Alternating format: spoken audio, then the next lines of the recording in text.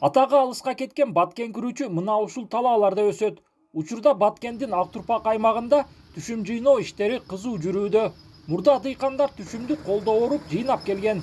Азыр эми комбайн келип, дыйкандын түйшүгү кыйла жеңилдеди.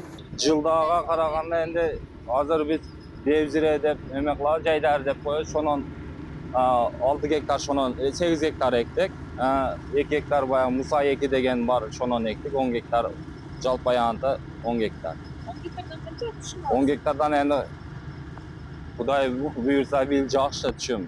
Эмеси жакшы, ушул 3,5-4 тоннадан алабыз деп турабыз. Оруп жыйноо менен гана күрүч даяр болбойт. Аны кургатуу керек.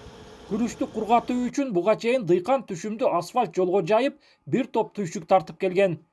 Айылдагы амалкөй жаштар түшүмдү оңой кургатуунун жолун табып, ишке киргизди. Айтымдарында жыйынтык жакшы болуп, аз убакытта көп көлөмдөгү күрүч кургатылууда.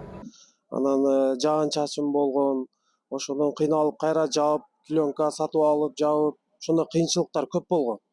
Анан ошого биз бул жаңы ыкманы колдонуп көрдүк. Ушундай бир здание салып туруп, ичине мындай сетка менен пол кылып, ошого эле шалны киргизип, астынан вентилятор менен, чоң вентиляциянын вентиляторлору менен, шамал менен кургатуу жолуну ойлоп таап, ушуну азыркы учурда уже колдонуп атабыз. Жакшы болуп атат.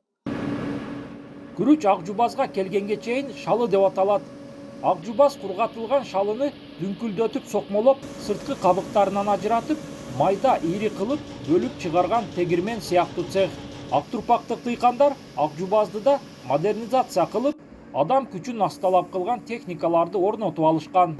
Кара жумуш азыраак болот. Ушу техника менен адамдарга бир 4 адам очередь менен иштейт. 4-6 адам. Мында ушу күрүчтү ташыйдыган техникалар бар да, аяка бияка адам ташыбайт. Мына иштеп атат. Кадамжай районунун аймагында жалпы 3000 гектардан ашык жерге күрүч өстүрүлөт. Андан жылына 12.000 тоннага чейин күрүч жыйналат. Түшүм негизинен ички базарларда сатылып, ошондой эле кошуна өлкөлөргө экспорттолот. Улан Маккамбаев, ЛТР, Баткен облусу.